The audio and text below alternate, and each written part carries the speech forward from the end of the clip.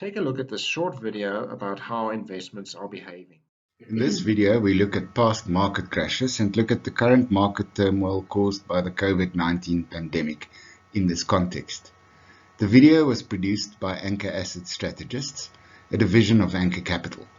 We provide a range of services to pension and provident funds. This video provides information for the members of the Fidelity ADT Provident Fund. We have made this video without payment as our way of giving back to the people of South Africa as we unite in the battle against COVID-19. Before we start, here is a short message from Andrew Davison, your funds consultant. The coronavirus has resulted in some losses on investment markets. Shares have fallen by about 27% in the 3 months to the end of March 2020. Property has lost nearly half of its value. Even bonds, which are normally a safe place to be invested, have lost about 9%, and the rand has weakened against the US dollar. Thank you, Andrew. Andrew will explain what this means for you, the members of the Fidelity ADT Fund, at the end of this video. What is happening on the world's investment markets is very worrying. We also do not know whether the market will fall even further from this point. There is a lot of uncertainty and there is no crystal ball that can predict the future.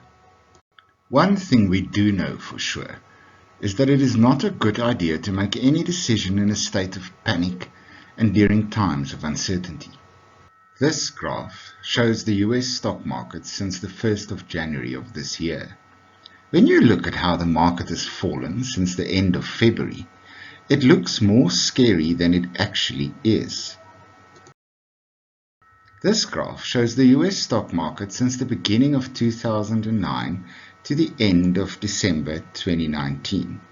Even taking into account the sharp fall in the market, it is clear that a long-term investor has still received a good return. The market is currently sitting at this level, and we also know that historically, markets do recover from crashes. Let's look at a few examples.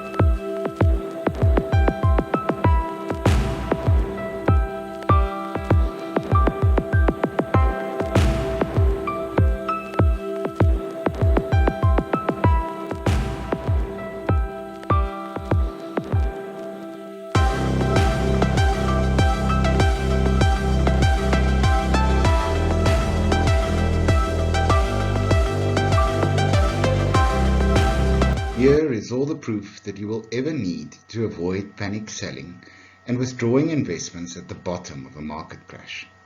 In this table, we show all of the market crashes that have happened in just the last 90 years or so. Firstly, you will notice that market crashes actually happen quite often. The table ranks every crash, starting with the most severe one at the top, being the 1929 crash and the onset of the Great Depression. Markets fell an astounding 86%. The column entitled Trough shows the day on which the market hit its lowest point. The next three columns show the growth in the market over 1 year, 3 years, and 5 years measured from this low point. In every single case where the market has crashed, it recovered. In all cases, the market increased in value many times over what the level of the market was before the crash. On average, the market grew 52%, 88%, and 132% after previous crashes in the 1, 3, and 5 years after the crash. Here we show the US stock market between the 12th of March and the 26th of March. The 2-week period during which the market was in extreme turmoil. We show by how much the market went down on some days in the red bars, and by how much the market went up on other days in the blue bars. The height of the panic occurred on the 16th of March, when the market fell an astounding 12% in just one day, one of the biggest single-day falls in history. Investors who panicked after the 16th and who withdrew from their portfolios in the following days missed out on the days during which the market recovered. In the 3 days between the 24th and the 26th of March, the market was up significantly. In fact, it was the highest 3-day return in the market since the crash in 1929. An investor who had cashed his investments after the 16th would have locked in his losses and would have missed the subsequent recovery. This shows again that especially when saving for your retirement, we should invest for the long term and not be too concerned when markets react volatilely in a short period. They often do. Because we cannot time when the market will go up and down, an investor who moved to cash after the 16th of March would have missed out on the recovery. The main reason why we often make poor decisions is because we take decisions anchored in our beliefs as they are today.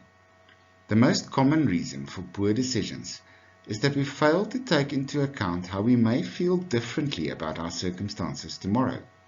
We tend to believe that the status quo, in other words, the way that we feel about things happening around us now and how we look at the world today, will be permanent.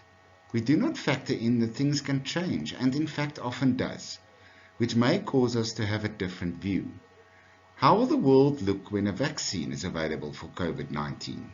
Would we regret our decisions, for example, to disinvest from our portfolios today, a year from now, when there is no longer as big a threat as there seems to be today? Here is Andrew Davison again to explain how your savings are being managed through this market crisis. What does this mean for your savings in the Fidelity ADT Provident Fund? Well, first of all, the fund is designed to be suitable for the long-term needs of the members of the fund. And it is a diversified strategy, which means that it doesn't have any particular exposure to one type of investment. It's spread amongst different investments. It's also what's called a life stage strategy. Most of the younger members are invested in the growth portfolio, which aims to deliver good growth in the long term. Members who are getting close to retirement are slowly switched across to the conservative portfolio. So there are two important portfolios in the strategy. How have the portfolios done? Well, in the growth portfolio, over the 3 months to the end of March, the portfolio has lost just more than 13%, and the conservative portfolio has lost just more than 10%. So what you can see is that actually they've lost money, but much less than the stock market and much less than the property market. So that's good news for members. Are the trustees planning to switch the fund's assets to the safety of cash? Not at all. Cash might seem like a good investment, particularly when there's a lot of volatility around, but in the long term, there are other investment types that do much better than cash. So it's important that we stay in the long-term strategy and we don't panic and think that it's safer in cash. So all in all, it's better to stay invested. Members should stay calm and, as always, sit tight and just ride out the ups and downs. Should you require any further information, the contact details for the fund administrator and the fund consultant appear on screen.